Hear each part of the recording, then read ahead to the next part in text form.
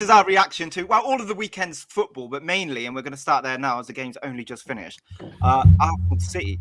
Now, for me, this was a really big setup. The commentator said it quite well. He said it was gold medal versus silver medal from last He's such a season. cock, sorry.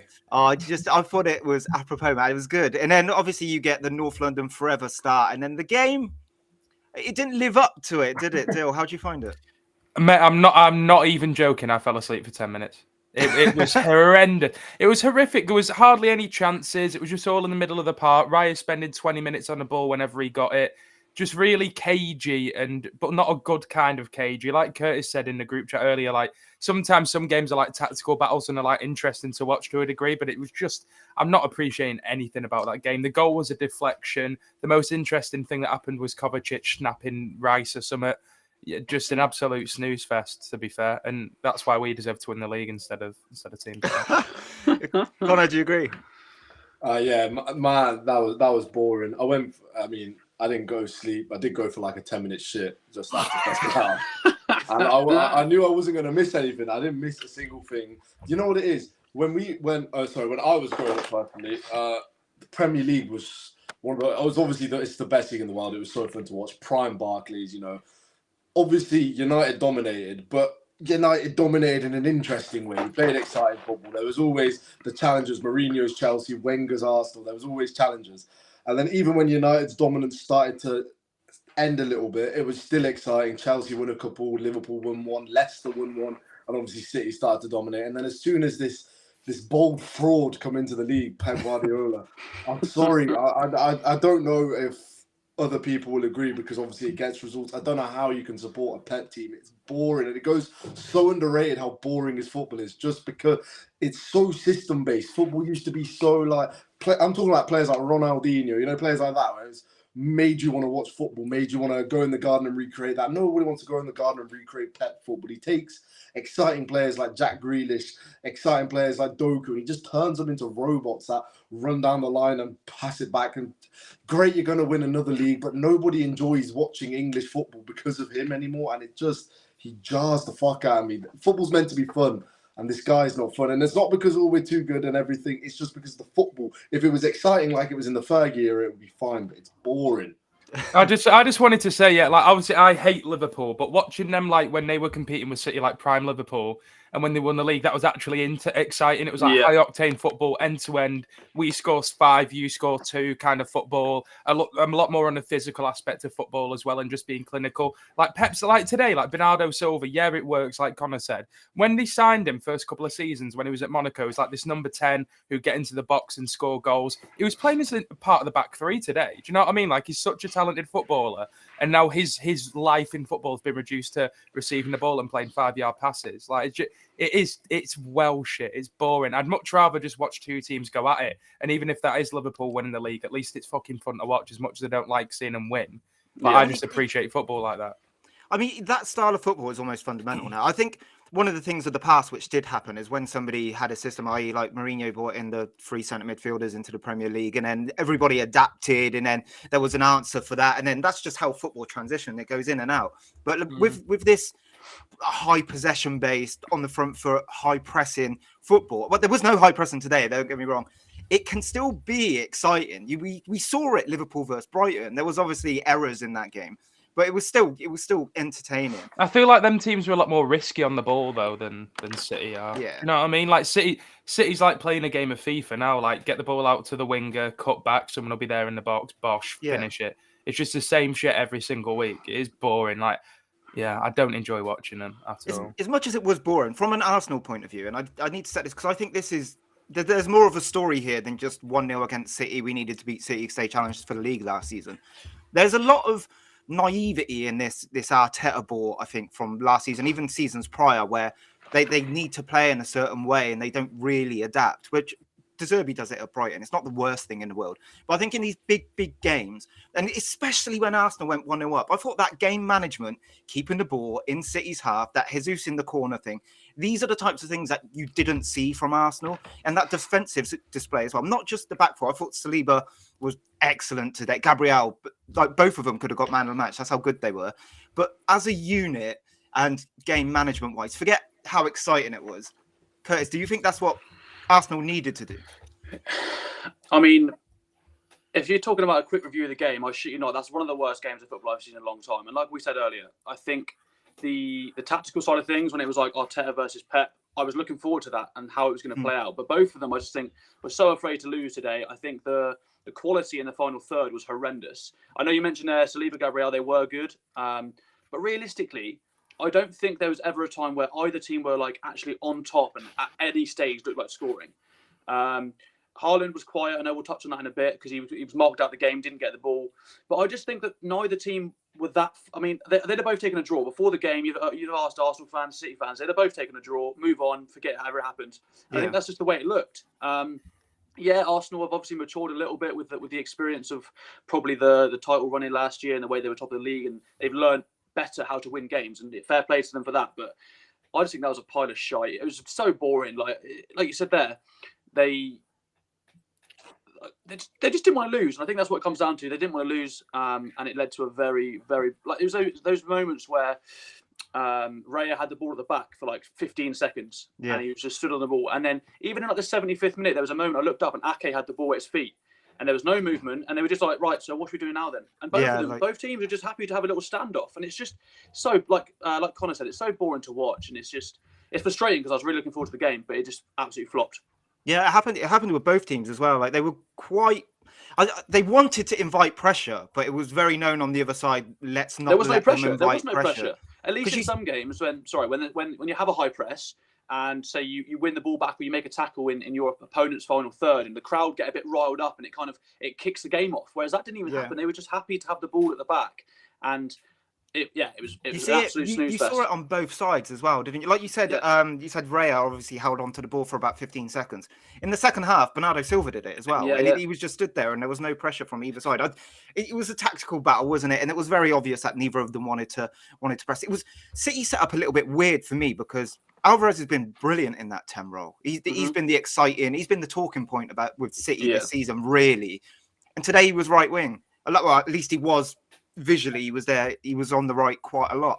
But I thought when the subs come on, I expected City to kick on. When you see Doku, when you see John Stones, nothing much changed. What do you think City needed to do? Because the narrative might. I'll say this quietly because he'll score a hat-trick next week. Haaland, 3 games, no goals, which is very un-Haaland-like. Here's a stat for you, right? You ready for this one? Go on. Yeah, go on. The last time Manchester City didn't score a goal, other than the League Cup against Newcastle when they rotated loads. They had the game just before the FA Cup final where they rotated stupidly and they lost 1-0 to Brentford. In a competitive game, especially with Haaland playing, the last time Man City did not score was 39 games ago, which is insane. And that, to me, is credit for what Arsenal did today. But what's up with Haaland right now? What do you think's changed? I honestly don't know. There's some games like today where he's just not in the game. City aren't taking the risk getting the ball to him, and I do sympathise with him in that degree. But I think on the whole this season, his finishing has been really poor. Like he's missed 5 big chances in some games, 4 in others, 3 in others, and it's just not been good enough. And even if you go and watch him back last season, he's one of these players that people say is super clinical. I think that's a bit of a myth, to be honest. Like he is, but just he gets so many goals as well because of a virtue of how many chances City create for him. Yeah. Like if you ask me who's a better finisher, Harry Kane or Erling Haaland, Harry Kane every day of the week, inside and outside the box. It's just that Haaland gets so many chances that he can afford to miss 3, and he'll probably still get another 3 more and bag all of them just because City create that much from him, and that whole team is made around getting the ball into him in the area. So I just think he's in a poor run of form at the minute, which is fine. Everyone goes through that, but I don't understand why no one's really saying anything about that, or no one's holding him up to his usual high standards. I've not seen any talk in the media about it or by any like of us on TikTok or on Twitter or anything like that, and I just find it a bit bizarre because he's been really poor. And if it was another striker in games like that when he's not getting the ball, he'd say drop deep, create your own chances, create your own luck, and he doesn't do that. I just think he's been really poor this season. It's no coincidence that he hasn't scored in these last 3 games and City have lost most of them, or at least been very poor in them. And he masks really shit performances with a goal as well. Like he'll miss 4 big chances and then score one goal, and then everyone forgets about it, which I guess is okay because he's still done his job to a degree, but he's definitely not been good enough, and that's impacting some of City's results. I think to answer your question, that's exactly why. You can mask bad performances with a goal for sure. I think the narrative might start becoming a thing because it's 3 in a row now, which is very, like I said, un-Erling Haaland-like. Connor, what do they need to change in order to get the robot working again? It'll come. I mean, obviously, De Bruyne not being there doesn't help the whole creativity problem. But I mean, obviously, it's pretty obvious in these last few games how much Rodri actually means to this team. I've said for ages, he's the best player, one of the best players in the world, and the fact he isn't held in that category by everybody, all football fans, is a bit mad to me because I think the bloke can literally do everything. But yeah, no, it'll come. He's Erling Haaland. He'll get his chances, like Dill said. But I do think like he does have the capability to miss a lot of these big chances, and perhaps if he was on a different team, that wouldn't run because the West Ham game that you mentioned springs to mind immediately. He missed like 3 sitters in the first half alone. Still managed to get his goal before the end of the game.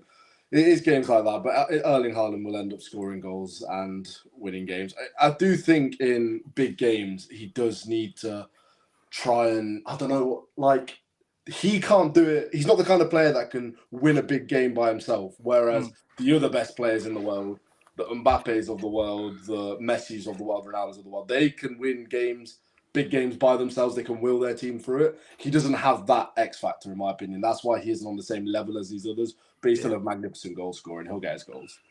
Yeah, I mean, like for me, watching City, I'm going to go back to last season really quickly because Rodri is obviously a huge loss. He would be for anybody. But when you take him, because he's not really like that match winner, is he? He more dictates, although Champions League final will tell me I'm wrong. Ilkay Gundogan obviously isn't at the club anymore, and the amount of clutch moments he pops up in, and De Bruyne has obviously got that X factor that you was just talking about, where he can do something on his own and win the game. So with no Gundogan, no Kevin De Bruyne, and Rodri being out, Curtis, who steps up? Because I don't want to call it a worry, and we're not allowed to use injuries as an excuse. I mean, Man United fan, Chelsea fan, we know all about injuries, especially this season. So I'm not having that, but where does that come from now that these players are not available? I mean, just touching on the Haaland thing quickly, I mean, I was about to mention what Connor said. I think the difference between a player like Harry Kane and a player like Haaland is the fact you can give Harry Kane the ball in the edge of the box and he could just do something absolutely special, curl it top corner, bang one in. I don't think Haaland's a great finisher. He's clinical. I know he misses a lot of chances. However, I do think he's a very good finisher. However, he's a very good finisher when the ball's put on a plate to him in the box. He's lethal. Yeah. He's not the kind of player, like you said, you can give him the ball and say, do something special for me. I don't think he's really got that. I just think he's, like you said, a bit of a beast in front of goal, that's his job. He's a striker, fair play to him, but he's not quite got that all-round ability like Kane has, where he can drop deep, he can link up the play. He's just an out-and-out goal scorer. So in terms of what they lack at the moment, I know obviously we've touched on De Bruyne, that is an issue. But I mean, City have got enough quality to be creating these chances. Like I said there, I mean, they brought Doku on today. I thought he looked okay. He was kind of the only player who I thought at least got the ball and ran at the fullbacks. Yeah. They've got Alvarez, who again has been very good. But I think City are just going for a little bit of a tough one with a couple of suspension, Rodri being out. And I know you mentioned that he's not the match winner. However, he is the dictator. He's the quarterback. You give him the ball plays through him. Their system plays through him. Yeah. City, like I said, City are going to be fine. They're not going to go on a 4 or 5 losing game streak. However, I think the fact that Haaland's missing a few chances maybe, or just getting marked out of games is not ideal for them. And yeah, I think there's needs to create more chances today. I literally can't think off the top of my head a chance where I thought City were going to score today, and that's obviously an issue. Maybe the Ake one at the start. Maybe Ake where you put it over the bar, but that's literally it. And you're not going to expect you don't expect those kind of chances to come along to your centre half very often. But yeah, I don't know. They're lacking a little bit. Maybe a little bit of the confidence is down a little bit. I just feel it needs to come from someone, does it? It needs to be a Kovacic or a Nunes, or just someone needs to step up in these moments where they haven't got them, because they even struggled against Wolves as well, and it was more like a lack of ideas when going forward. That's how it felt anyway. Obviously, they controlled the game very well, and it was very City-like. It was a bit of a snatch and grab from Wolves, but still, you're looking at that game thinking you can see why they're not getting the results that they normally just knock out of the park every single week. I'm going to stop talking about Man City for now, because one team does deserve props from today. I've already mentioned about Arteta's setup and how Arsenal approached the game. The centre-backs were excellent. I want to touch upon Gabby Jesus. I want to talk about a good and a bad. Gabby Jesus, I thought, was brilliant today off of the right. And that's the first game in an Arsenal shirt where he's played off the wing, where I thought he actually had a good game because he looked wasted out wide when you got into Ketia through the middle. I think people like Trossard and Nelson are actually unlucky not to get in the team after the performances by them. But with Saka out, he had to go on the right. I get it. I thought he was excellent out there. But more importantly, the bad. This is going to be contentious. I've not seen a solid, good performance from Martin Odegaard in a very long time. He was extremely wasteful today. Lost the ball on the edge of the area. We mentioned the final third a couple of times. Dale, have you noticed? Do you think it matters? Is it a worry? Because he's going to keep playing. He's the captain, right? Martin Odegaard? Yeah. Mate, I'm not going to lie. I don't feel qualified enough to talk about that. I don't feel like I've watched enough of Arsenal to comment on his performances. I'm really sorry. I just can't make sure. I don't know who did they play before City last week. Well, I just I've not watched them, so I don't know. So I'll go on today's game then. Let's just talk about Odegaard's game for today, because I remember there was one point in the first half where he had half a yard where he could have shot or cross and he got it caught under his feet a little bit. These things happen, but it seems to be happening a little bit too much. And there was that chance where Arsenal had overloads down the right hand side and there was space on the left hand side as well. I can't remember who it was that was screaming for the ball. It might have been Nketiah, I think, and he just blazes one over the bar with his first touch. And it's just moments like these. I just think like that little spark, whatever it is. I mean, you're allowed to have a bit of missed form, like you're allowed to not be in form. It's just with him being the captain, he's going to continue to play.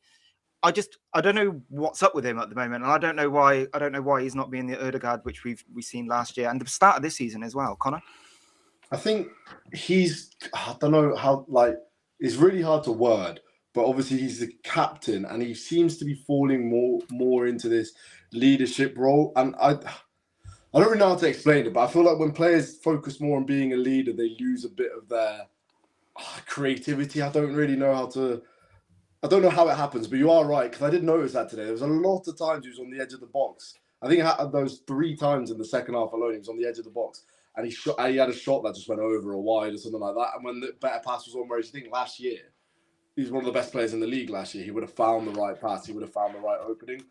So I think with Odegaard, it's not the time to worry, obviously, because Arsenal are still unbeaten. And don't get me wrong, he's not been awful, but he's not been on the same level as he was last year. And if he's not on the same level as he is last year, if he doesn't get to that level again, him being the club captain, the position he plays, I don't think a title charge can be as sustainable for them. Yeah.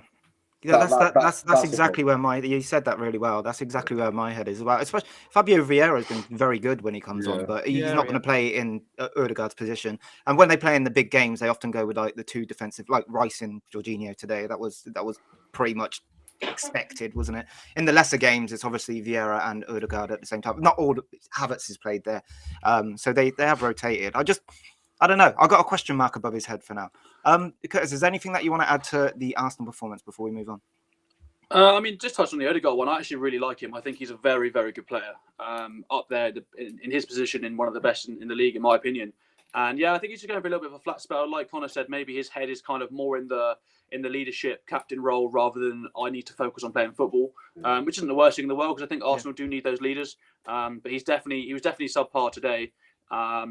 Like you said, there was a couple of moments where he had better options on. Decision making was quite poor, but I think he'll get back there. In my opinion, he's a world class player, so he'll be fine. Yeah, I mean, Arsenal overall, I think they were all right. City were all right. It was a deflected goal, and that's basically that. Fair. Before we move on to a completely different game, there is one more talking point from an Arsenal standpoint. The goalkeeper situation, right? This is humour me here because Raya's playing because of his ball playing ability. That's why he's being selected over Ramsdale. I didn't see that today. In fact, Manchester City's most threatening player on the pitch in that first 45 minutes was David Raya. The pressing was ridiculous. Do you have a strong opinion on which direction Arsenal should go in with their keeper? And do you remember as well, just as a comparison, Henderson versus De Gea? And I just remember ex-goalkeeper Ben Foster, for example, and a couple of others saying, when I'm at a club, I need to know I'm number one. Otherwise, it just causes headaches and it's not a good thing to a competitive goalkeeper position. I'm not sure where I sit on it. I'm not a goalkeeper myself. But I don't know whether, A, that's healthy, and B, who do Arsenal go for? I think David Raya's a better goalkeeper. I think he's better than Aaron Ramsdale. I was just having a quick look at his stats then, and his passing stats over the last 3 or 4 games that he played, bar today, have been very good. Obviously, today was a very cagey game. He's never really probably felt that pressure as a player before, playing for a club like Brentford and stuff like that. So I think we can allow him that one. And he didn't cost Arsenal a goal like Ramsdale does at least a few times a season. I do think he's a better. I think he's got a better command of his area. I think he is a better distributor. I just think he had a bit of an off day today. I would go with Raya. Like I've said before, if we wouldn't have gone for Onana or someone, Raya was my realistic option for United. And in hindsight, probably looks like the fucking better one as well now. But yeah, I like Raya. And in terms of the goalkeeper kind of conundrum, I've said this before, you can't have 2 goalkeepers that both think the number one. It doesn't work, does it? It's like everyone needs to know where they stand. And from Ramsdale to go from being a number one for the past 2 or 3 seasons to now being on the bench just like that, and it's just happened out of kind of nowhere, is a bit bizarre. So I don't think it's really going to work. I think one of them will have to move on, and I'd move Ramsdale on because he's a worse goalkeeper, really. But I don't think you can have that dynamic. Like, it didn't work with De Gea and Henderson. What other top club have you seen succeed when they've got 2 goalkeepers that are close-ish on that level? It doesn't really happen, does it? One of them will get unhappy and try and leave, and I think that'll probably be Ramsdale. I think it's really harsh on Ramsdale personally. I think he's a shithouse. I don't like him. I don't like him. I think he's a shithouse. He's one of those players though, where when he's in your goal and he's a shithouse, you're like, yeah, I get that. But I just don't think he's done. Don't get me wrong. He makes the odd mistake, and I think every goalie basically in the Prem does, bar the best maybe 2. But I just don't think he did anything really that warranted it being dropped. I know Raya is decent. I think distribution-wise, apart from today, he looked very shaky. That might have been the nerves. I think he is better than Ramsdale. But, I mean, I think last season, bar Poppadom Hans Kepa, he had the highest long-distance shot, conceded percentage in the league. Raya did. So I'm not. I know that's for Brentford, and they're going to concede more shots, and I get that. But I think it's been harsh on Ramsdale. I don't think he did enough to warrant being dropped. And like you said there, I don't really get why you need 2 world-class goalies. They're not world-class. But... Well, okay, two equal kind of fighting goalies. Like no one else, like you said there, no one else does it. And if it was such a big bonus or positive for clubs, then why are not other managers doing it? I just think it's about necessary to have him, really. I think Ramsdale did enough to kind of be number 1 for Arsenal, personally. I think, look, I'm just pulling up stats, and like Ramsdale is superior in Raya is superior in like every single area to Ramsdale last season. I just think he's a better goalkeeper, man. I think Ramsdale's got more of an error in him. I don't think his shot stopping's the best. He does concede a lot of dubious goals. I think Raya's better with his feet, more confident. I just prefer Raya, man. I've not even got an agenda because I would have liked him. I just think he's better. I don't like talking about auras, right? Because they don't really exist. But when you've got a goalkeeper who's very confident, it's the biggest one for me that breeds confidence into your back 4 is just claiming crosses, and he's excellent at it. Yeah. And Arsenal just feel a little bit more secure with him in goal. And I can't really put my finger on why, other than that he feels like more of a front foot, more progressive goalkeeper, if you like rather than being reactive, he comes out, he claims crosses very well, and he calms it down as well. Whereas I think Ramsdale can sometimes be erratic, especially in those big games as well. You can feel it. I can't really put words to what it is, but it is a feeling that it's kind of like Pickfordish, I think, in a way. Do you know what I mean? Like, you feel like there's always something there who's going to come for a cross and flap at it or something like that, or drop something. I just feel much more secure with a player like Raya in my team, personally. 100%, I agree massively. Connor, have you got a different opinion, or do you think it's curtains closed for Ramsdale or Arsenal eventually? I think Raya's a better goalkeeper. It's just one of those things. He's just better. I think he's going to have to. Ramsdale, don't get me wrong, had a good season last season, but is Ramsdale the goalkeeper that you want if you're going for a title charge? Probably not. Just a bit too many mistakes in him. So I'd definitely go with Raya but then, as you did just say then, when Raya is in a big game today was probably the first example we've seen of that since the Brentford playoff final years back when he had a stinker. So he wasn't fantastic today. He was all right. Don't get me wrong. He kept a clean sheet. He didn't really have a save to make because City didn't do anything, but he was very shaky with the ball on his feet. And like you said, that was the whole reason. He's better with the ball at his feet. Over time, I think you definitely, as an Arsenal fan, you definitely want David Raya over Ramsdale, though. Yeah, I just wanted to make one more point. One thing that I like with Raya, and Onana's been terrible this season, but he does it as well. When he's made the errors and given the ball away and he looks a little bit shaky, he still kept on doing what he needed to do and kept trying to play out from the back rather than just launching it. Believes in his own ability and he's still trying. And I appreciate that in a goalkeeper as well, because it's easy for them to just launch it long because they don't want the responsibility. But he kept on trying what he's been told to do by the manager, which I think is commendable, even though he's playing badly. And players just sometimes have a bad day. It's like at any sport, isn't it? Like, I don't know, when one of us goes to play golf or something, you might just be shit or whatever, or you could play a game of football on a Sunday. It's just one of those things. But I think in general, he's been better than Ramsdale since he started playing for Arsenal more. Yeah, I think that's fair. Also, just to note, because I think it deserves mentioning, in the second half, he was significantly better, wasn't he? The second half was miles different to the first half. And I think what also tells the story is his back four kept wanting to give him the ball. So there is that trust there. It's not like they get worried about him with the ball at his feet, which again, I'm going to go back to Aura. I hate mentioning it, but I've done it twice now. But it's definitely still there for them. Kirst, do you want to add anything before we move on? No, you boys covered it well. Cool. I'm going to talk about another game that happened today. Liverpool-Brighton. Now, I just found this. I knew it was going to be a good game when it set up, just because the arrogance, and it's good arrogance of both managers, that they want to play in a certain way. They both want to be on the front foot. They don't mind open spaces. They want to be attacking. And we saw 4 goals today. Who didn't catch the game before I move it on? But in my opinion, the result was probably correct. Both teams had a huge chance to sway the result in their favour, with Gravenberch for Liverpool and then Pedro Porro. How on earth you missed that, I don't even know. Pedro Porro? João Pedro, sorry. I was going to say, he did miss a chance against Luton, to be fair. I didn't even see that, to be fair. I don't know. But yeah, to me, it was a good game. That set up Super Sunday so well. Mm-hmm. And then the City Arsenal so hyped for it, weren't we, man? Fest.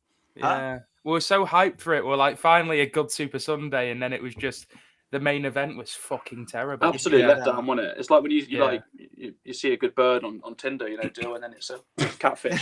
It's like when you go on Tinder and you see someone with a mate, and you're like, oh, 9 out of 10, and then you go to the next picture, and it's always a fat one every time. I'm sorry, always. That's true. Oh shit, my chair's gone. Speaking about fat birds, and my chair's collapsed on me. That's not the best irony. No, you are right. Clip it, chat. Clip it. The Liverpool-Brighton game was good, man. I think a draw was a fair result in the end. I don't think any team was good enough to say they fully deserved to win the game, despite them both missing some big chances. It was just good, just very end-to-end, a lot of chances. Liverpool being clinical, as they always are, with a few big chances they got, apart from that Gravenberch miss, penalties and stuff like that, managers getting yellow cards. It was a very entertaining game, as I thought it'd be. But I did think I was expecting Liverpool to provide a bit more. I don't think they were at the best.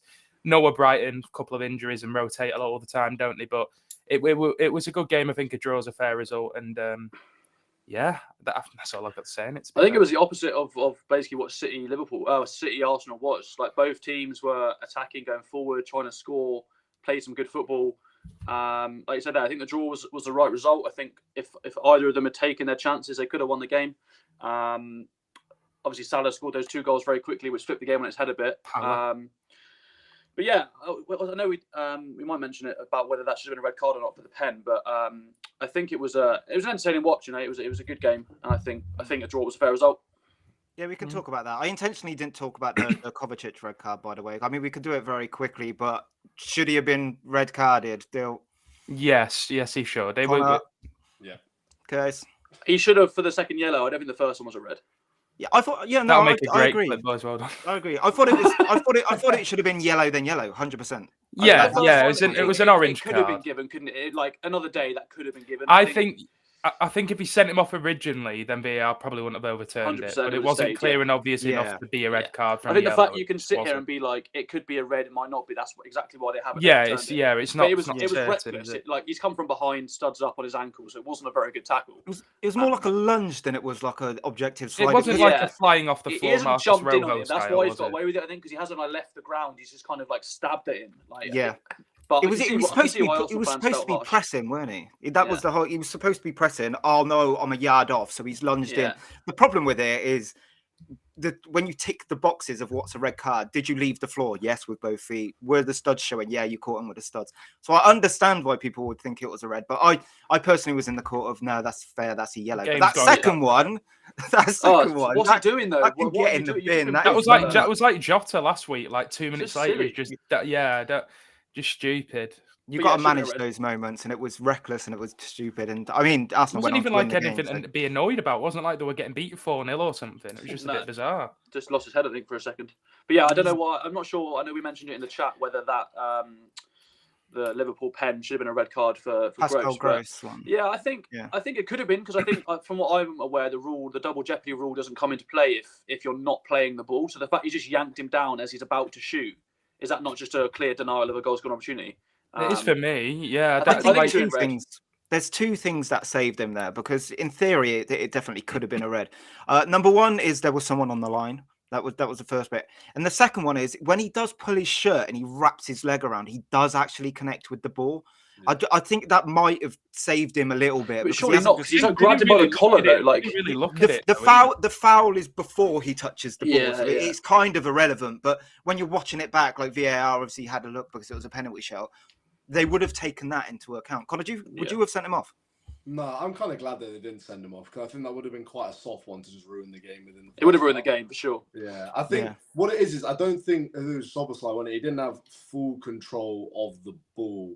Where he obviously had the ball, but I think Verbruggen was going to come out. I think he was going to sweep that up fairly easily. I don't even think Gross need to make the foul. No, he didn't. No. But I would say, like, I'm glad that they common sense kind of kicked in. They saw the keeper probably had it, and obviously they had a player on the line. Yellow card penalty, fair enough, and obviously Salah tucked it away. Yeah, I agree. Let's talk about another penalty shout, because this really annoys me, because I feel like the Champions League, that's a penalty, but then in the Premier League it's not. I just hate these flippant rules where they do different. The Van Dijk things. one. Yeah, but it's massively unfortunate, and it shouldn't ever be a penalty. It should never be a pen in any game. No, it's not a pen. I completely agree. But by objectively speaking, forget opinions. By the rules in the Champions League, if it touches your hand there, it's a pen. It just is a pen. Any of those ones though where it's deflected should never be pens, because he's obviously not tried to handball it, because his arm isn't where the ball's going. His arm is by the side. It then hits his leg and happens to hit his arm, which is 10 inches from his leg. Like, it's just not a penalty. I think in the Champions League they have kind of tightened up with that rule though, because I remember the one that got given, Delo on Kimpembe when we beat PSG. Like, that was just daft. But I think that's changed a bit recently. I'm sure in some of our games there's been those dubious ones, and they haven't been quite as quite as strict with it. I think they have cleaned up the act a little bit. I don't know if that would have been given. It's a deflection rule. The deflection rule's too unclear, because obviously I remember last year when we played Sociedad in the group stage. Oh mate, that fucking Martinez one, and that got us. That made definite second in the group, didn't it? Yeah. And then, like, if that's going to get given, then why wasn't today's given? Like, don't have different rules for different competitions. It's because Champions League, well, Europa League, wasn't it? But yeah, it's because it was in Europe. It was insane. There was one the other day actually with Atalanta at Sporting, where the shot was like from the edge of the area, and it was going miles over, and it just clips. I think it was Torlio. I think it just clips his hand, and it was. In a million years that weren't going on target, but because it clips his hand, it's penalty. It's like that's like the Delo one, isn't it? Years ago, that was the same, wasn't it? Yeah. I mean, I'm glad it got given, but it was still stupid looking back at it. Yeah. But that was what. Yeah, I don't know. I don't think it's obviously it's not a handball, is it? Like it wasn't intentional. It hit his knee, and it was hit at pace at him. I think that's a bit of a non-story. Yeah, which is exactly why I feel like in Europe that would have been given, but unfortunately for Brighton, it's not in Europe, so it is what it is. The first goal, McAllister obviously got caught sleeping a little bit. I've got an opinion on it where I've kind of understand why he took the touch that he did, but I'll get to that. More importantly, do you think, because Liverpool obviously wanted Caicedo, right? That's not a secret. Do you think this lack of a number 6 is going to hurt their season? Probably. I think their midfield is unbalanced. Sorry, I think their midfield is unbalanced. I think they haven't got. I know they bought Endo, but is he really what they need? Doesn't really play, does he? Doesn't play, and when he does, he comes on for like 10 minutes. Like, yeah, I think their midfield's unbalanced. I do like their attacking midfield. I think Slobozlai's a player. Like, I really, really like him. I think he's going to be class. Well, he is class already. But yeah, I think it's a bit similar to your boys' midfield. I think it's just a bit unbalanced. I just don't think they've quite got the right profiles in the right positions. And I think they're going to concede a few more goals this year. But I think I like their midfield, but it's not quite right, I don't think. I do think it's. I was just gonna say, I think it's been okay this season for the most part. I think I made a comment last week or the week before and said to James that I've been like mildly impressed with how well it's worked given the personnel they've got. I do think it's worked most of the time. I just think maybe in these bigger games where you've got more pressure and you've got a team like Brighton that are a high pressing team, it's going to be a little bit different. But I think with the profiles they've got, they've done quite well to make it work to the degree it has. I don't think we're going to seriously talk about Liverpool being title challengers anyway, because, like you said, the midfield, I think it does well, but it is too imbalanced. Their defence isn't strong enough. They don't really have strength in depth. The bench today was absolutely dog shit.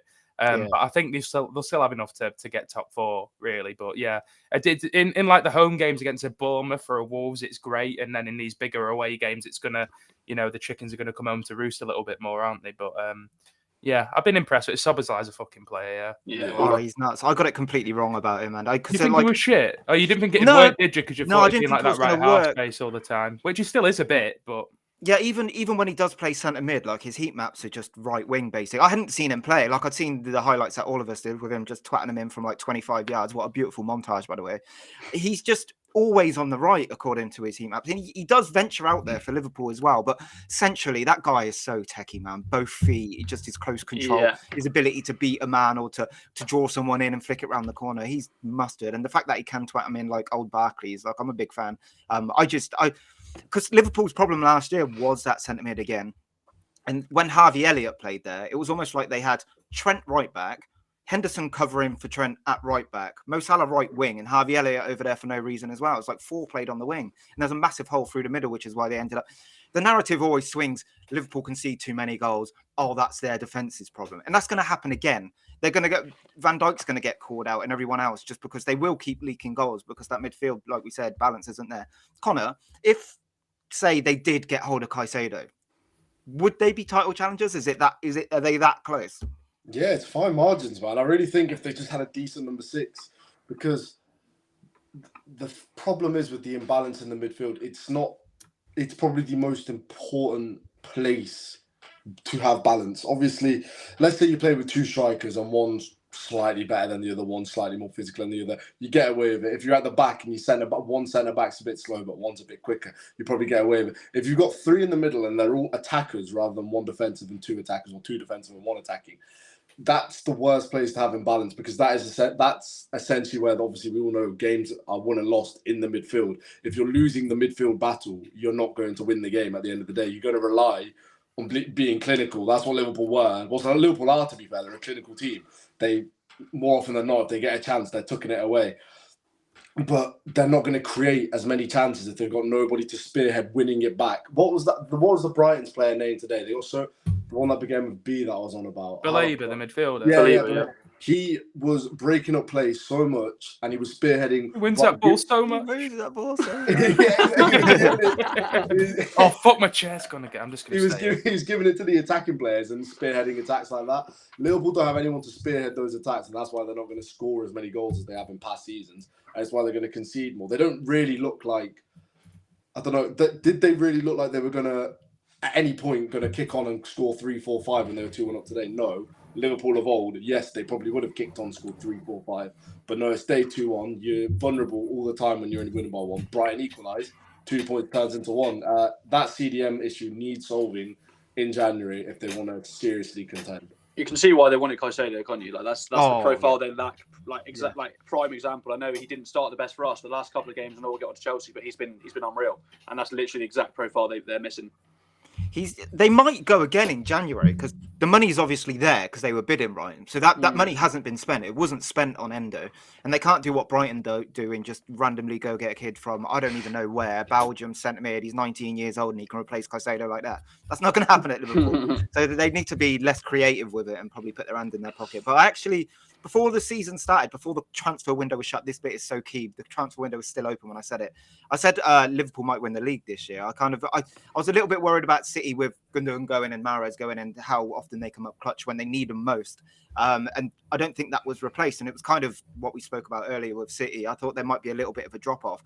And the way they just went out and went McAllister, Szoboszlai, and I thought they're doing something right here. And Curtis Jones at the end of last season as well, he started to come into his own a little bit. I thought if they get that number 6, and I knew they would get that number 6, and then they didn't. Obviously, my opinion changed. I don't think they are serious title contenders because of that. But if they do go again in January, any names come to mind? Calvin Phillips?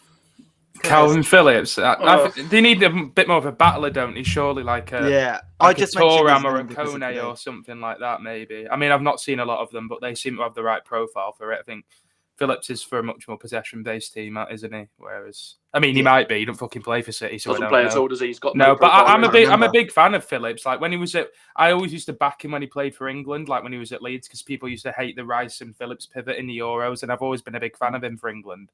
Yeah. So I'd like to see, as a side note, I would like to see Phillips move somewhere where he's going to play actual football because he's such a waste. He's such a talented midfielder, man. He doesn't get in at all, like Rico Lewis is now ahead of him as well. Yeah, but you can tell when he plays as well, like he just doesn't have that confidence anymore and doesn't believe in himself, and he kind of might feel, I don't know, maybe a bit like imposter syndrome because he doesn't play enough. I don't know, but I'd love to see him go. Like I think he was getting linked to West Ham a lot in the summer, and that would have been a great move for him, man. Yeah, I just like to see him play because he's such a good player, and I guarantee if he went to a West Ham, within 2 years, top 6 clubs would be looking at him again. Like I just don't want his career to go down. It's just a waste at the moment, isn't it? It's just a waste. It's just you don't need a player like that on your bench. He's fucking greedy. Just let him go play somewhere else. It's mad because he was fourth choice last season for his own position, which is insane. Because when Rodri wasn't there, Gundogan would play there, and when he wasn't there, John Stones would play there. So he's fourth choice naturally. Gundogan's gone, Rodri's injured, John Stones is injured, and now some 18-year-old. And they're playing an 18-year-old left back instead of him. He's got number 82 on his back. And he's still playing before Calvin Phillips. He's got to go. Yeah. It's insane, but yeah, I do think if Liverpool shore up that number 6 position, they're going to be serious again. And what's more is all the players that they brought in, the age profile, it's longevity as well. So I don't think they're that far off Liverpool. I thought they were quite good today. Oh, on that McAllister when his back was turned and he obviously gave the ball away and Brighton ended up scoring from again another kid that I've never heard of before in my life. As per deserving. Need to play FM, man. Need to play FM. Verbruggen's an FM wonder kid as well. Connor all now. He's going right to the top, right to the very top. It's mad. That pass from Van Dijk needed to have more pace on it. You could, when you're receiving the ball, how the ball's hit at you kind of tells you what's going on around you without you even looking. If someone just rolled the ball into me at like 2 miles an hour, really casually, I would have thought I'd got bags of time. It was like how it felt. Like De Gea to Maguire against Sevilla. Like Maguire got all the stick for that, but De Gea literally plays the ball behind him when he's got 3 attackers running straight at him. Yeah. A good I'm not saying Van Dijk's not a good player. He's obviously fucking mint. But a good passer or a good player who's good on the ball will realise that you need to play the ball in front of someone because that just wastes time. You get an extra touch, it invites pressure. And every pass should be played a step ahead of you, really, so you can get your head up and look for another pass, not where you have to pick it up and pivot and hope no one's charging in front of you. Do you think Alisson should have done better with it? Or not really? I think he was out of position and he got kind of across and got close to it, but it kind of happened very quick. And Alisson was out of position from playing the pass to Van Dijk as well, I think, wasn't he? I think it looked worse. It looked worse than it was. It wasn't like Ramsdale against Fulham. It wasn't like that. It wasn't like Pereira. He was quite laboured and casual going back, but you don't expect to lose the ball. You don't expect to lose the ball. That's exactly it. You don't expect him to lose the ball there. So as soon as he does, Alisson's fucked. Yeah, no man's land. It was unfortunate. Mo Salah scored 2 again. Mo Salah. Correct. He just keeps turning up. What I find about Mo Salah, the conversation in and around him is how much his output basically defines his career. I think people just see him as the finished article, i.e. he's the last one to touch the ball because Liverpool try and play through him. I think he's a little bit underrated in that stretch. I think he was very good today. Even without the goals, he was very good today. Also, when Liverpool couldn't get hold of the ball in that first half, obviously they dragged Harvey Elliott. Didn't have a bad game, just structurally, he said it again. It just wasn't working. But I think Van Dijk actually helped him keep hold of the ball. They kept using that right channel. I thought he was very good. Connor, do you think he's underrated? Before we talk about anything about that, can I just say for the first goal that Liverpool scored, how refreshing was it to see? I hate Liverpool, obviously. How refreshing was it to see Elliott just like a little dummy? I feel like I'm just going to go on like a tiny little rant here because I feel like in this day and age, it's so like stat based and fans only, they don't watch the games, they just look at the stats and things like that, and the players see that. And I genuinely feel like a lot of players do try and boost their stats with stat pads. I remember watching a game not long ago, it was Villa playing, and Ollie Watkins hadn't scored a goal yet. I think they were winning like 3-0 at the time, and he was just shooting from ridiculous positions when, at the end of the day, if he slips in a teammate, if he slips in Duran, I think it was at the time, Villa get another goal. Goal difference is a thing in the league. And it really jars me when I see players just care about their stats and just try and stat pad, because that's not football. Like, your goals and assists, your goal bonus, assist bonus, your foot mob score going up because you got a goal and assist, it doesn't matter. So when Harvey Elliott leaves the ball, doesn't touch it, doesn't try and do anything with it, because he knows he's passed up a good shot for a great shot, and Salah can just hit it in. I was such a big fan of that. It was so refreshing to see players that don't give a fuck about their goals and assist tally. That's football. That was prime football. It just becomes so system-based and stat-based these days, and it really, really does jar me. It's jarred me so much I forgot what you even asked in the first place. So, Is Salah underrated? But that definitely happens, by the way. Even like the running stats and stuff, you can see the ball being off the pitch at sometimes, and somebody will just make like a little sprint, and it's just bizarre. I've seen it, and I think Kevin Prince Boateng, he was on an interview with, I think, Rio Ferdinand, maybe. He was talking about it, how it definitely happens. It always happens. But Mo Salah, underrated.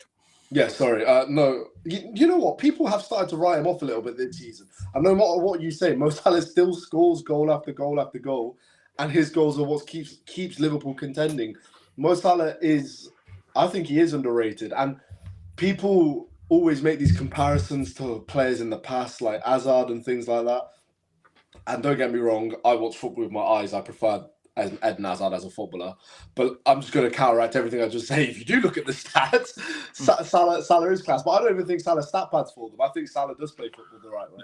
I think there's some instances where he can be a bit greedy, but I just think I don't know how to word. That's not him stat padding. I think that's just him doing what he thinks is best for the team. Because I think when you're a better player, you have to be a little bit more greedy sometimes. That is what it is.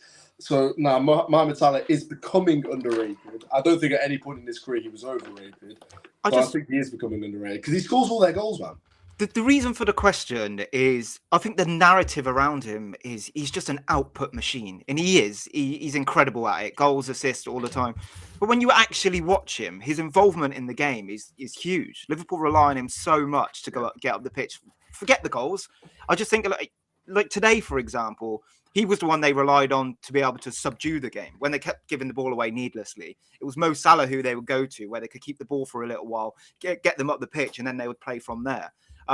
Curtis, do you see where I'm coming from, or do you think he's correctly rated? No, I think you're bang on. I think it's become the norm, in my opinion, to expect Salah to score 30 goals a year, and that's not normal in this Premier League. That's not normal. So I think when Salah now scores 30 goals or 35 goals in all comps in a season, people go, "Oh, that's just Salah," and that's why he's underrated, because they don't appreciate what he does off the stats. And like you said there, he's technically so good. And I mean, him and De Bruyne are up there with Chelsea's worst ever mistakes. And not being funny, no one could have expected those two players to go on and do what they've done, because you'd never have thought that. When you saw them at Chelsea, they'd never have done that.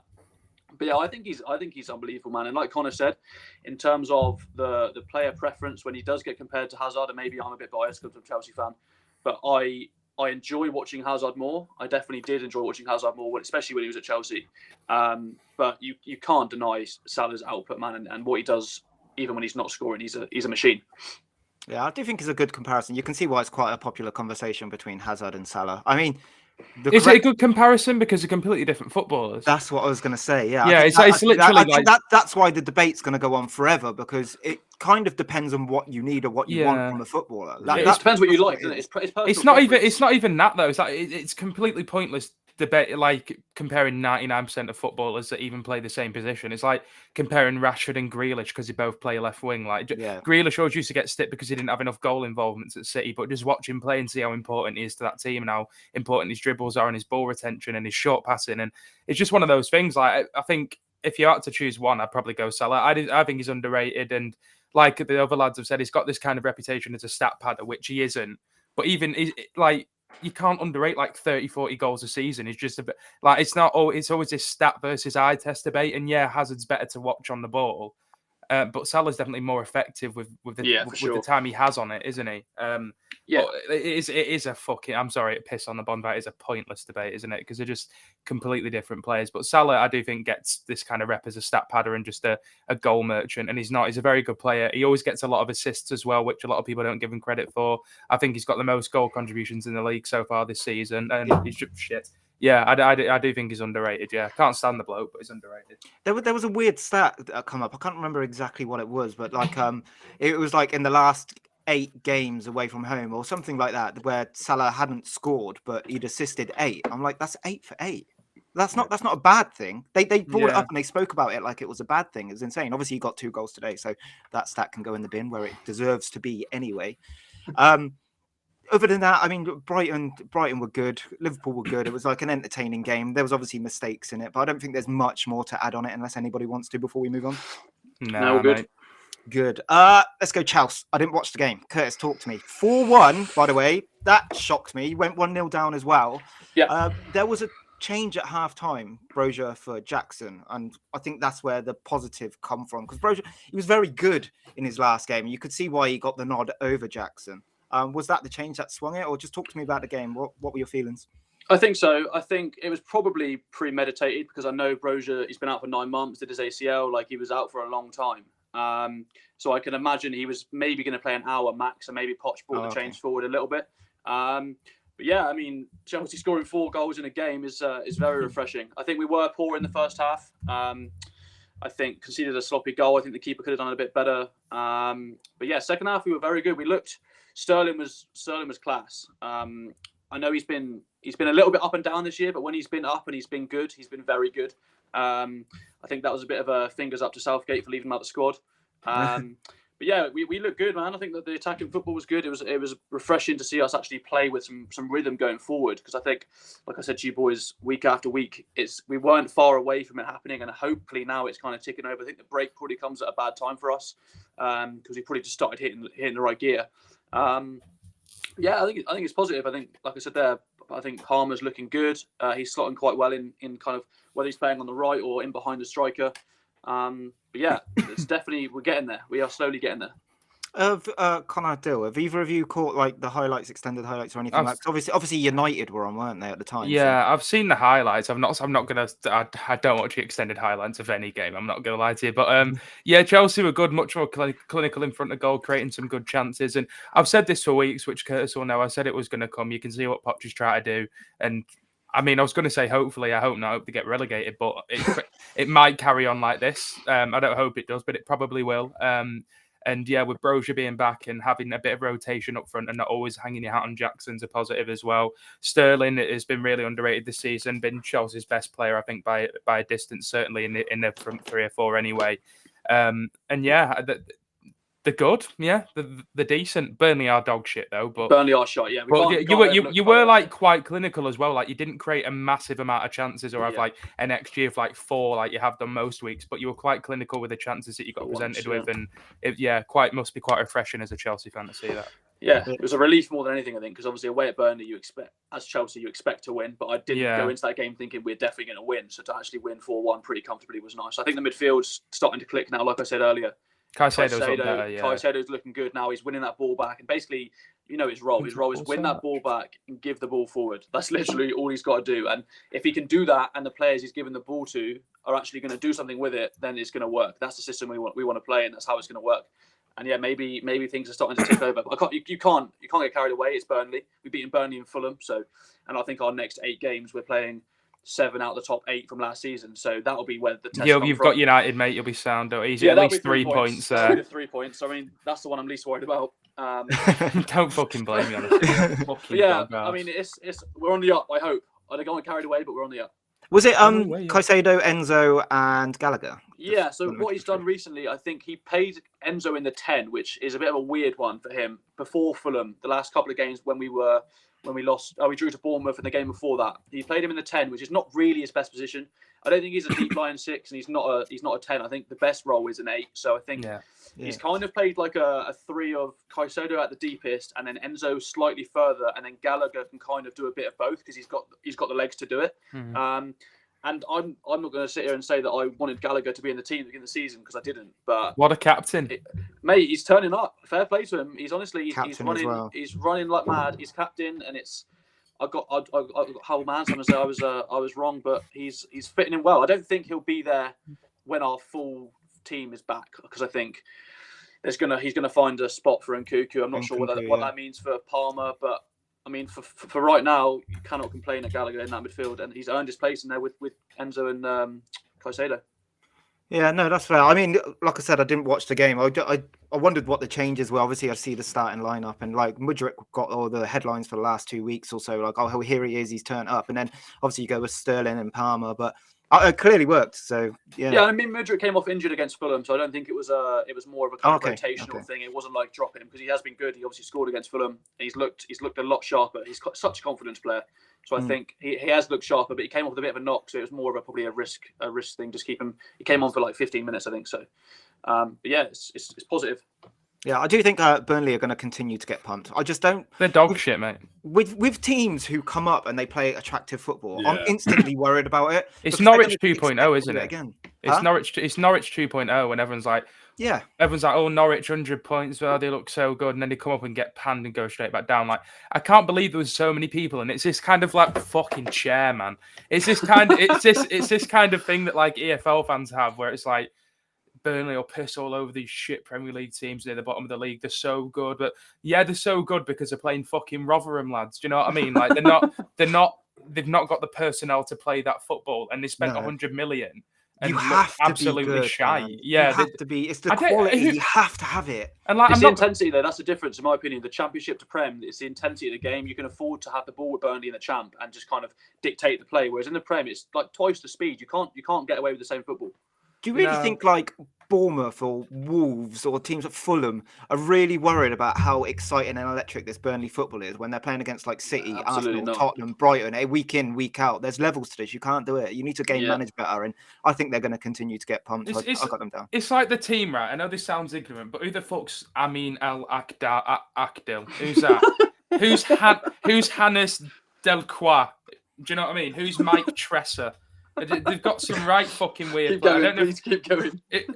Charlie Taylor, like he's been. Charlie Taylor. I know he scored, but what the fuck's a Wilson Odebear? You know what I mean? It's just stupid. You know that you look at the bench and you've got. I mean, Luca Kolyosho, who came on for half an hour. Who the fuck's that? To be fair, Kolyosho's actually a baller. He's actually decent. Do you know what they need? They've got Nathan Redmond out at the minute. He comes back, they'll start winning games, mate. Get some proper Prem legends in there. Do you think it's like an ego thing for company? Because he doesn't. Obviously, he's been there, done that, and like won everything as a player. Well, not everything, but a lot as a player.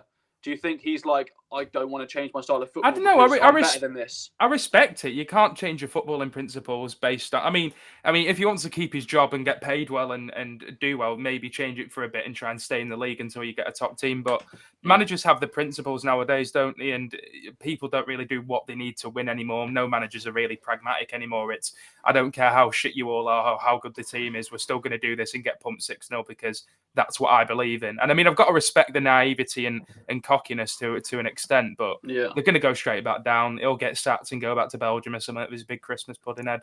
There's a huge gap between the Championship and the Premier League at the moment. I mean, the worst teams in the league, maybe Everton, if you want to say, other than the promoted side. The only Championship team that could come up this season and do okay is Leicester because they've still got most of the same squad and loads of money. Like, I love Kieran McKenna and Ipswich, but they'll get fucking bum dry every week when they come up. Same story. Do you know what I mean? Preston a third. Like, come on, Preston.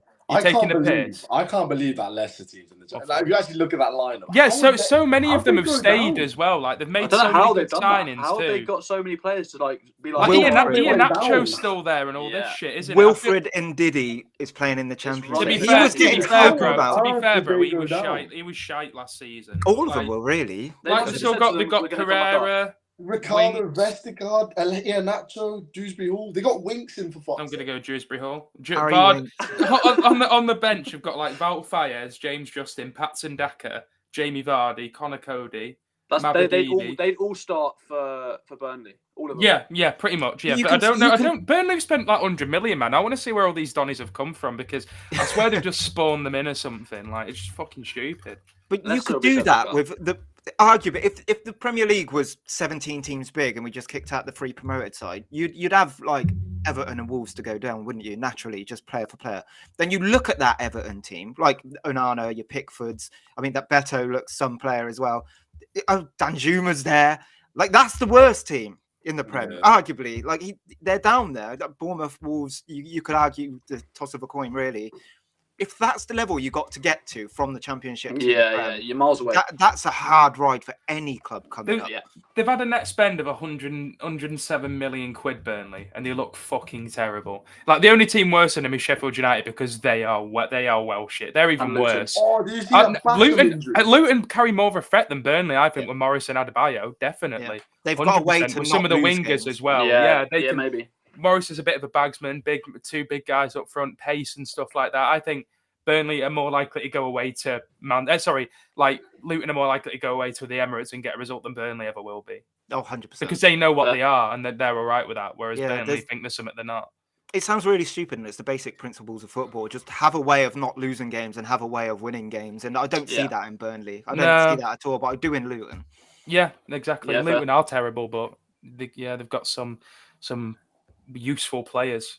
Yeah, useful's probably the right word. Yeah. Did you see the Basham injury? That was fucking. Oh, yeah, no, it's that was good. That I used to be fine with that kind of stuff, but now when I see it, I'm like, oh, get that away from me. What is hanging? Like his Literally bones hanging. I think that's worse than like the remember the Eduardo one at Arsenal. Yeah, that's that was bad. That's worse though. I think Basham's is worse. Do you know what is kind of funny about it? That he did it by himself. He just miskicked the ball.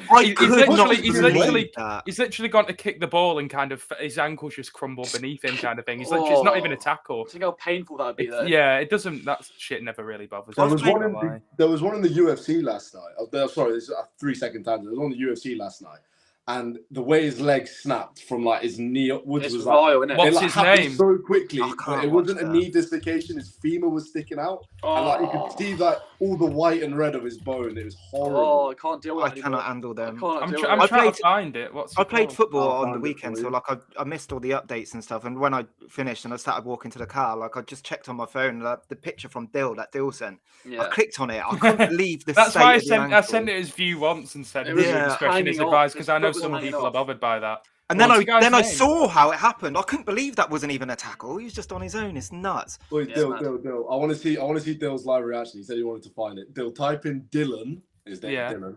Like my name, Dylan. Yeah, and then Reisch. Reichman. Yeah, Dylan Reichman. Mate, honestly. Dylan Reichman leg injury. I'm looking at it now and I'm cringing. I'm not looking, interest, bro. I'll let Dill Is it when do he's this. got like the blue shorts on? Yeah. Look, his eyes look funny. Oh, is there a video?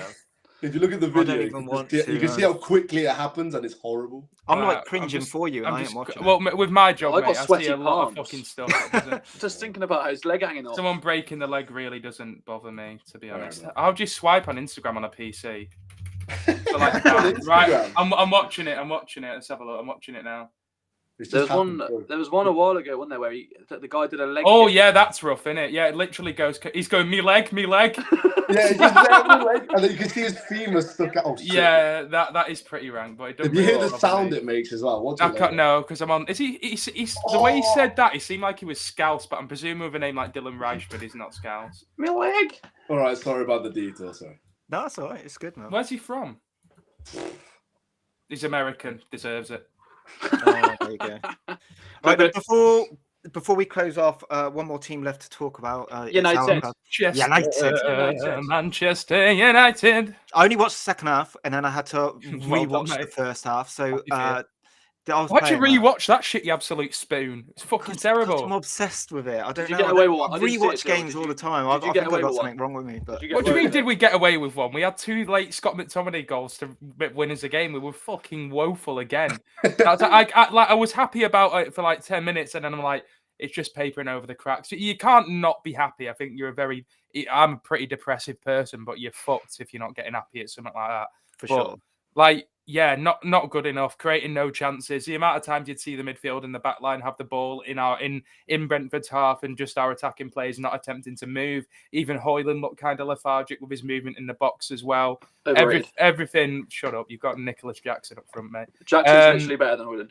Yeah, and Brozier got Southampton relegated. What a baller he is. Anyway, I'm not talking about Brozier. Leave Brozier out of this. Okay.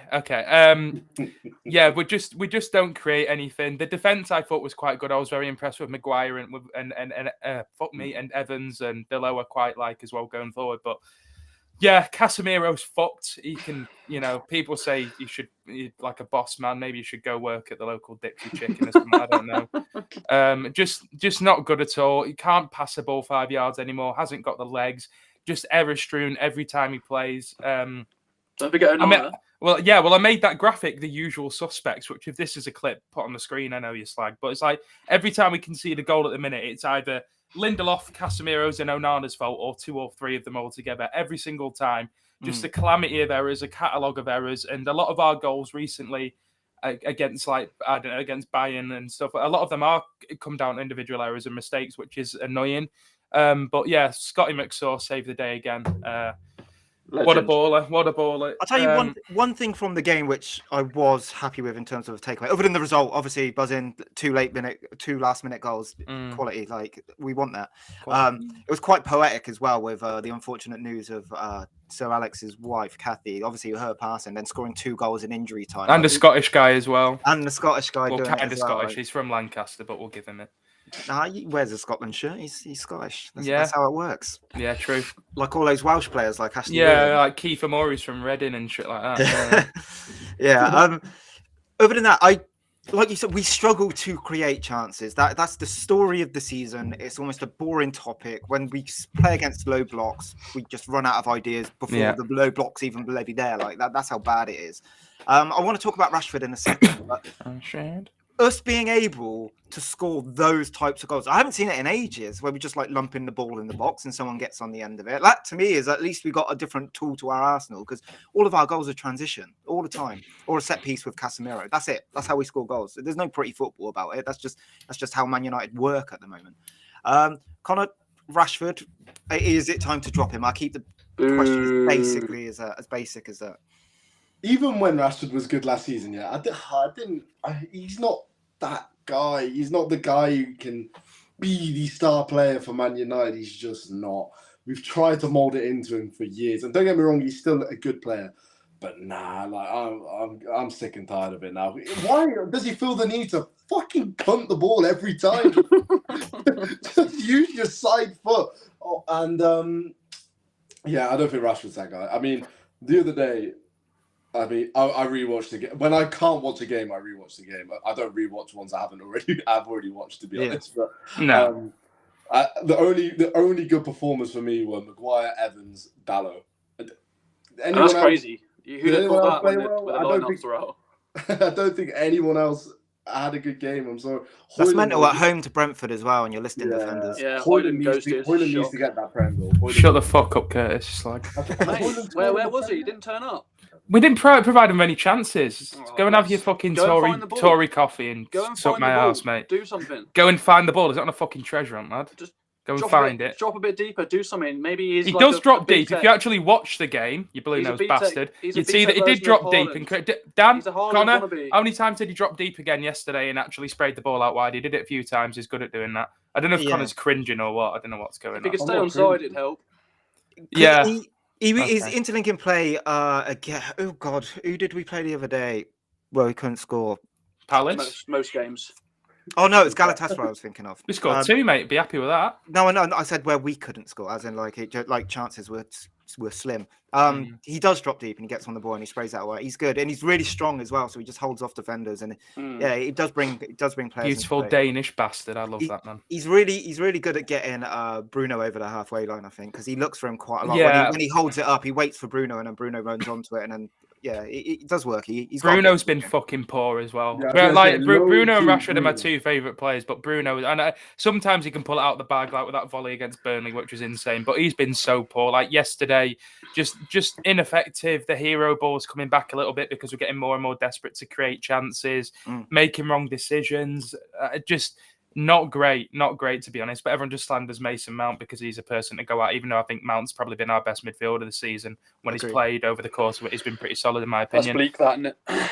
Well, I mean, he's been good, man. Like he has been good. Like people expect Mason Mount to turn up and be like Kevin De Bruyne for some reason, and that's never the player he was going to be, or was it Chelsea either? But I would say his finishing's look poor though. Mount, I've obviously not seen as much. He's not really had a chance for us. I've seen a few though where he's kind of snatched a few and he's kind of just dragged a few wide, and like I'm not saying he's going to score every time, but I feel like maybe it's just a confidence thing. Yeah, and Rashford has been poor. Like, I do love him, but he has been really poor.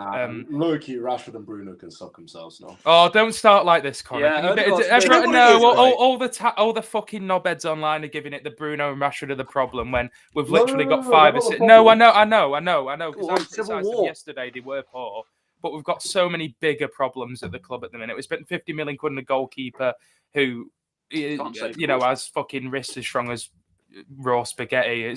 It's all fucked. We've got fucking Casemiro playing like he's just had 10 pints and a kebab the night before. You know, there's a lot going on other than that. We've got Johnny Evans starting games for us in 2023. It's all fucked. It's all turned from gold into shit, man. I know where the narrative comes from, right? Because those two, Bruno and Rashford, are excellent in transition football. Very, very good. In fact, they've been key for everything good that we've done for the past 2.5, 3 years. Yeah. When we've been good, they've been good. So that's where the love comes from. I just think that you can't continue to play football that way. You just can't. Yeah. It does need to evolve, and when it evolves, you're naturally going to be playing against a low block. And Bruno's wasteful, and Rashford just runs into people at a low block. What worries me is I think it could potentially be, and we haven't seen it enough for this opinion to be directly true.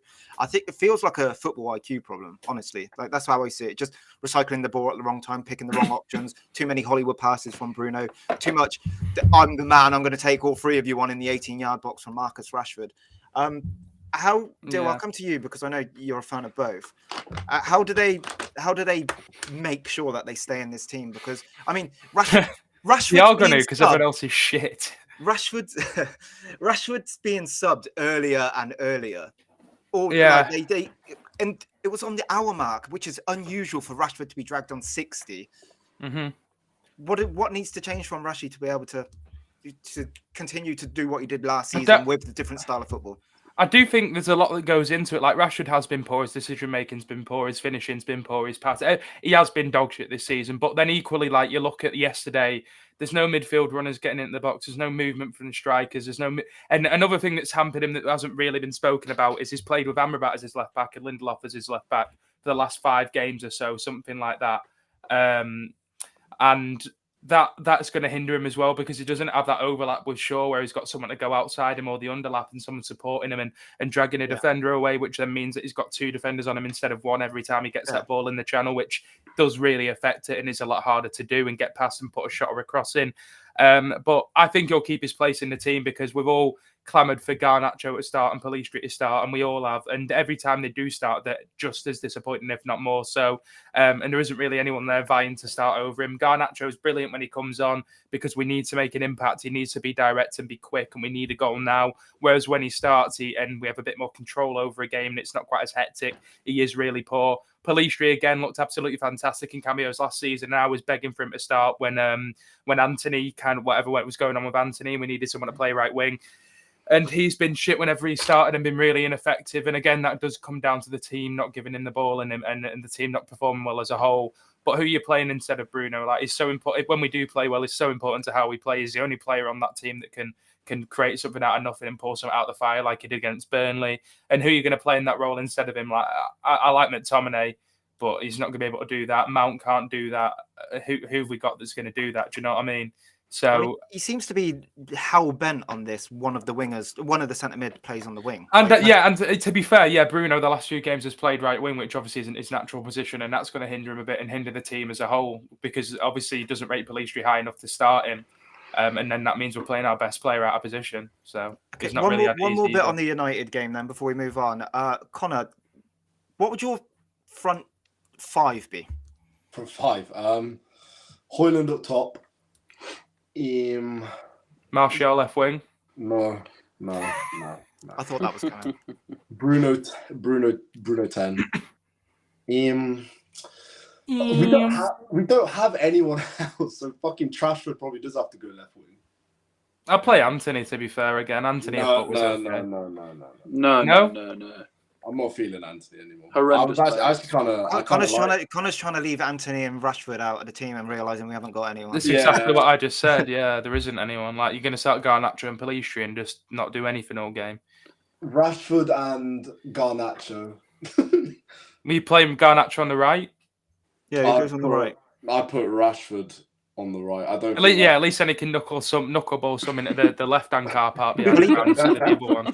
He knuckleballed onto Hoyland's face against. Yeah, it's like his default setting, man. It's just like have it. Oh, that flew across the goal. It's like just like his LB and RB stuck down on his controller, and all he can do is power shot on FIFA. That's like that was actually good from Hoyland. Actually, like for once, that was actually quite good.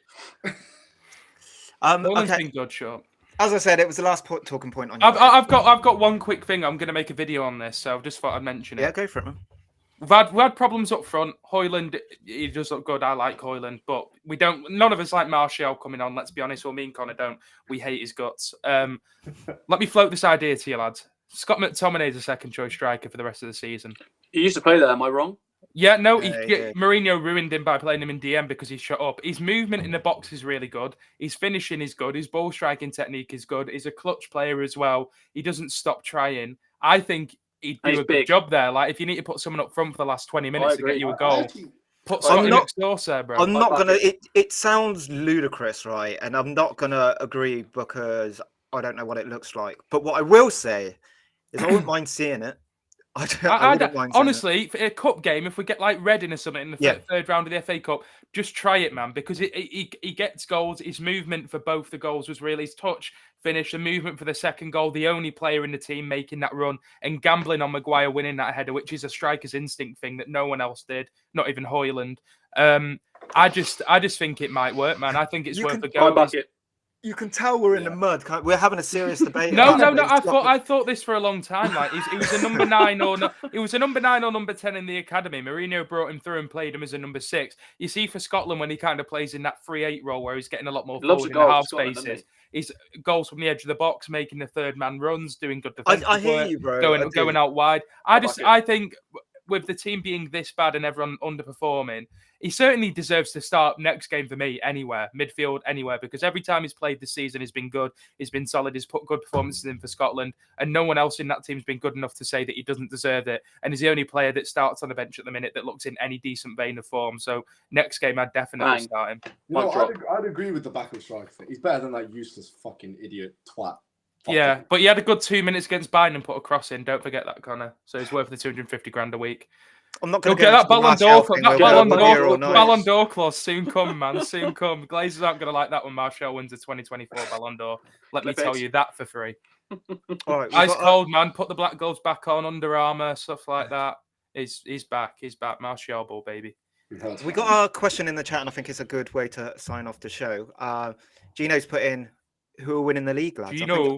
I think after today's games, it's the perfect question.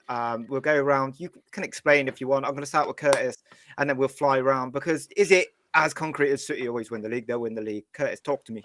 Yeah, I think City lost today. They're having a bit of a blip, but I think squad depth and the manager in charge means that City will win the league this year. Yeah.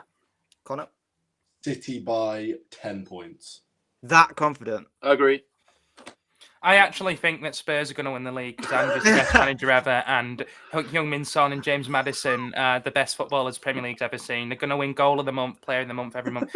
Spurs are brilliant. Van der Ven's a new Maldini. Adoji's world class. Yeah, no, City are going to win the league by a canter again because they're just the best team. Arsenal are a bunch of fucking bottleless pussies who cry. They probably cry over like sad dog compilations on TikTok and stuff like that. That's the kind of people they are. Giving it the big one against City again today because they've won in the cup final will ultimately mean absolutely fuck all towards the end of the season when they're third or something. Arteta's a cunt. Arsenal are never going to amount to anything. They just don't have the mentality for it. It was the same in the noughties. It's the same now. Bunch of fucking knobheads, bunch of pussies, bunch of fannies. City going to win the league. Yeah, and fuck that dog as well. That's a mascot. What did the dog do? What the dog doing? I don't know, but I don't like him. City are going to win the league massively. They're going to win the league. All right, on that absolute bombshell. I do think City, by the way, I think the league's going to be decided by them whether they win it or not. I think this injury little crisis that they've got, and good because they got away with it all last season. It does need to be solved. I think somebody does need to step up. They need to find a way of serving Haaland those delicious robot meals that he used to be chomping on every single week. Meals. Those fucking SD drives. No one's doing it anymore. Give them a fucking hard drive. Feeding those USB sticks. 84 gig for you today, Erling. He needs it. Knowing There's still questions there, man. That's all I'm saying. They're There's going to win the still league, questions. Dan. Come on. It's either they're going to underperform because I mean Haaland isn't back to what, Christmas time. So there's who? Do you mean De Bruyne? Kevin De Bruyne. Sorry, he ain't back till Christmas time. So No, he's a bit washed now anyway. I Yeah, think he's washed. He's gonna done. go KDB's downhill. done. Yeah, someone else is Jesus gonna. Who's gonna Christ. shag his He wife is. this year, eh? Who's doing it KDB's this done. time? Me. Finish. Finito. Yeah, so let's get Connor shagging KDB's wife. Yeah, vamos. The new Lord. Courtois. The new Courtois. Top little fuck. shagger Connor. Let's go. Okay. Yeah. on that I'll- absolute bombshell, we're So like signing Jeremy off. Clarkson. Again, I say this all the time. We'll see you again on Tuesday if there isn't another random show chucked in the middle. See you next